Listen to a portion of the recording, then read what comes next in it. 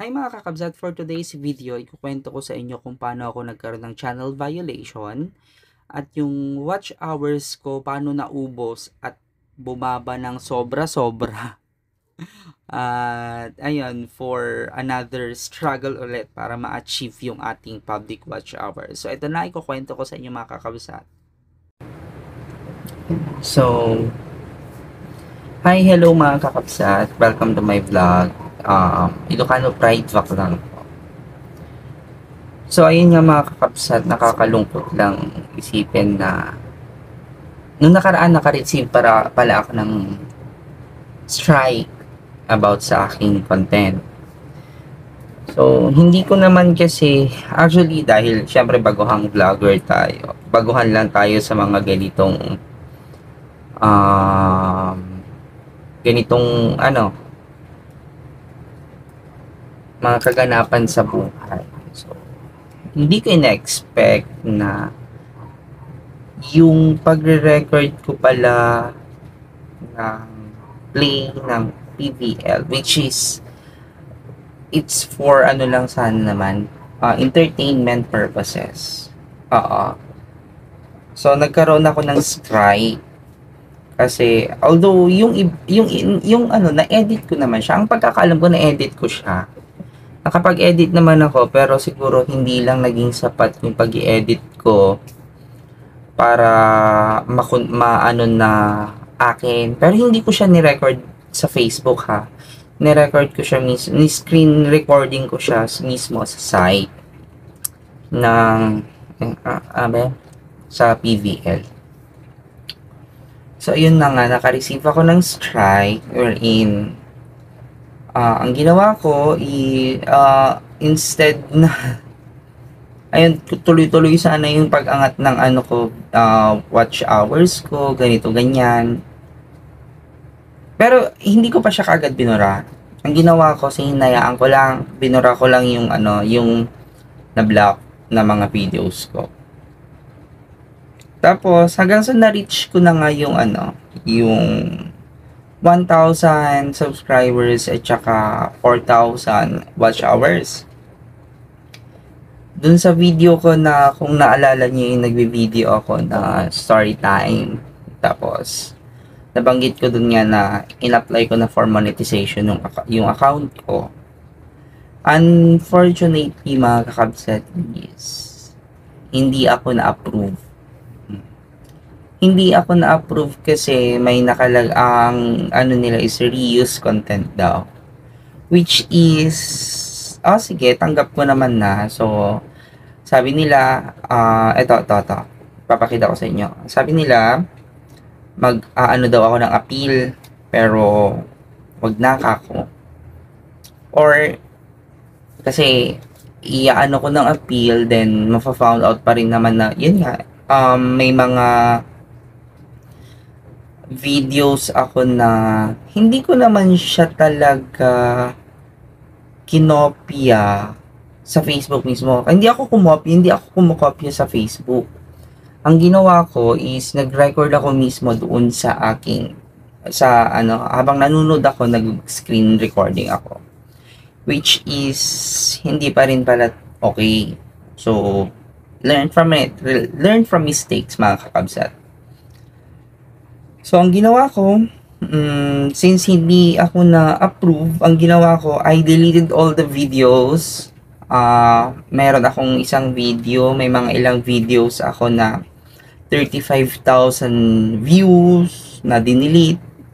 Kasi nga, para yung maging content ko na lang talaga sa Facebook, ay dito sa YouTube is completely original.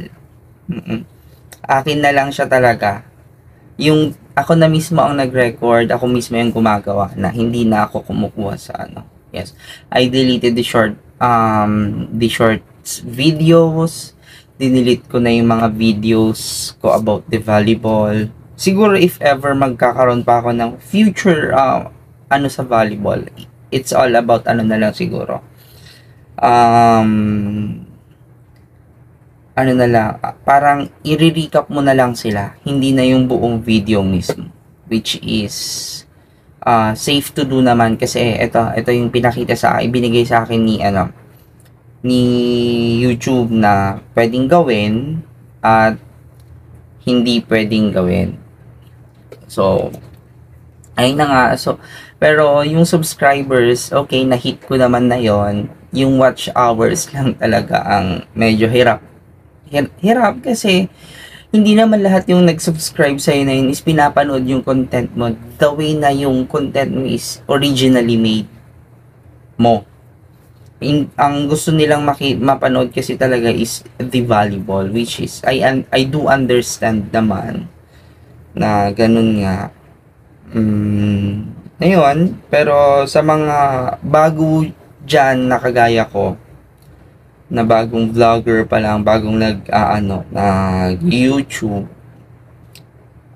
careful po tayo mga kabsat sa mga ganitong ginagawa natin, sa mga ina-upload talaga natin kasi grabe, nung nabasa ko yung strike, parang alam mo yun, ay grabe, alam mo yung biglang ano ba yan? Akala ko papunta na doon. Akala ko papunta na sa peak yung pag-YouTube ko. Pero biglaan, kung gaano kabilis, doon ako naniniwala kung gaano kabilis mo siya nakuha. Ganun din kabilis pala siya mawawala.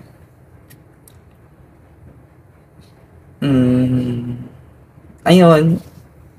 Pero, ayun na nga. Learn from mistakes. Hindi naman ako nagsisisi na I started this video not to copy something, or ang gusto ko lang naman is gumawa din ako talaga ng sarili ko, which is may ginagawa rin naman talaga ako ngayon, wherein gumagawa ako na I do cooking. Yun talaga ang pinaka ko, niche kumbaga. Pero ito ba ay sapat kako? So, nag-isip ako ng ibang content. So, ayun, gumagawa rin ako ngayon ng mga basic Ilocano tutorials, basic Ilocano dialects or dictionaries na I am introducing yung dialekto naming Ilocano sa mga viewers ko. Ayan.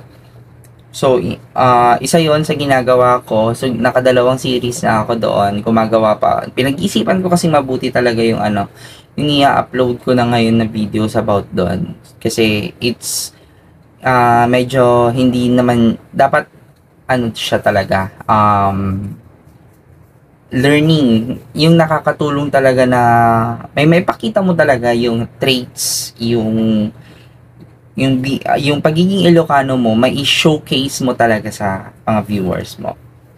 And then, next is, yung gulayan sa bakuran. Yes. Since, gusto ko naman kasi talagang mahilig ako sa gulay. So, mahilig ako sa gulay. So, bakit hindi, sa mahal ng gulay ngayon, di ba? Bakit hindi ko i-try magtanim ng mga gulay dito sa lang namin. Total, bahay-trabaho lang naman ako, bahay-trabaho. So, pagkagaling sa trabaho, di maggugulay, yung mga tanim ko. Which is, nakapag-start naman na nga ako, nakapagpunla na ako, ayun, tumutubo na yung mga pechay. Yung iba, I don't know kung ilang araw bago tumubo. So, pang 4 days, dapat 4 days ngayon ng start ko pagpunla, tapos bumili na rin ako ng mga punlaan.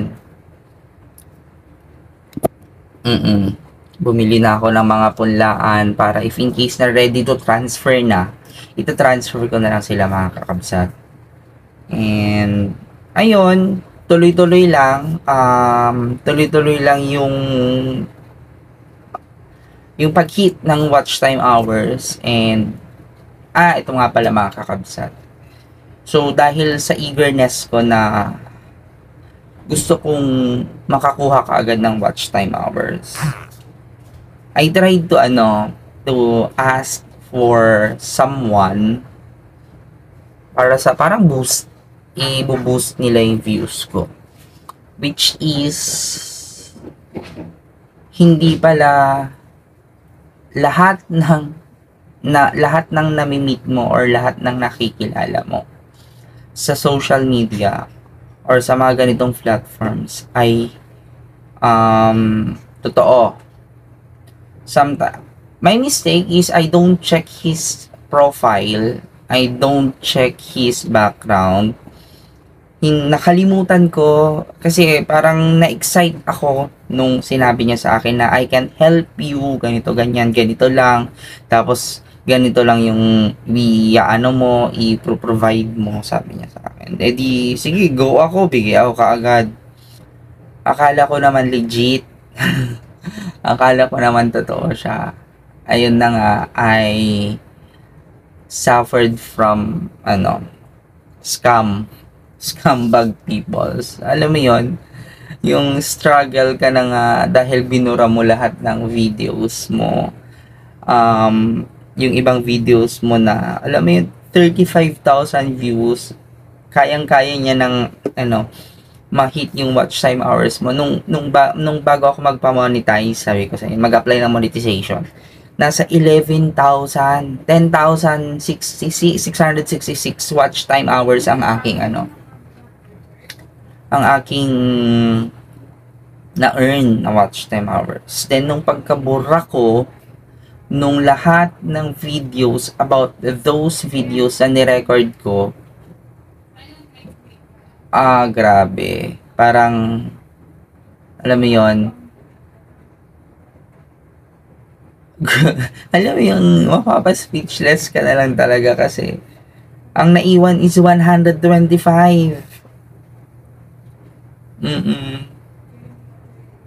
125 watch time hours lang yung natira dun sa 11,000 after ko i-delete yung lahat ng videos. Nakakalungkot man, pero tuloy lang mga kakapsat. I'm not stopping, I'm not, nawalan man siguro ako ng, hindi naman ako nawalan ng gana actually. Hindi naman ako nawalan ng gana dahil, dahil hindi ako na-approve kaagad sa monetization ko. Pero, it's a lesson learned. It's a, siguro, na rin siguro yun na dahil saglit lang din siya mawawala. But, it's okay mga kakapsat. Tuloy-tuloy lang. Struggle is real. Sabi nga nila. Tuloy lang ang buhay. Hindi naman dyan matatapos. Kasi, I still have the 12 months, the 11 months na mag-vlog. And I hope yung 4,000 watch hours na yun is ma-achieve ko din soon. And the content I am providing, I am showing you right now is sarili ko na talaga. Hindi na ako kumukuha or hindi na ako nagre-record or nag-screen record from Pero yung mga talaga, yun lang naman ang screen record ko talaga. Even the short videos about the volleyball, binura ko na rin para clean. Maliban na lang yung sa video na hiningi ko sa friend ko na nung nanood siya, hiningi ko yon kasi may parang short clip lang siya na binigay sa akin.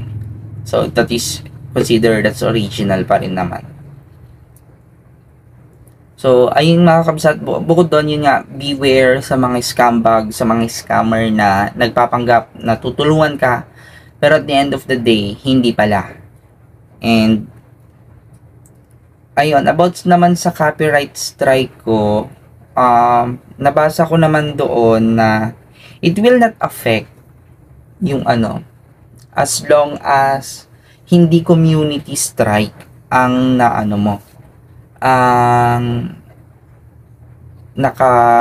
nagkaroon ka ng violation. Which is good pa rin naman kasi yun nga, copyright strike lang yung natanggap ko.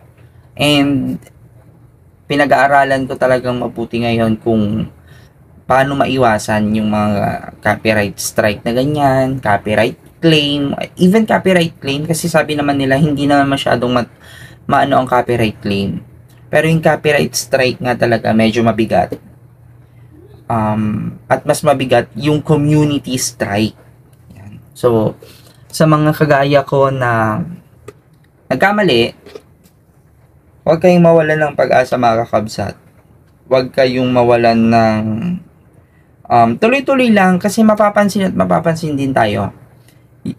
Hindi naman dito nagtatapos yung journey natin bilang isang vlogger. As long as gusto mo yung ginagawa mo, happy ka sa ginagawa mo, pakita mo lang sa kanila na nag-i-enjoy ka.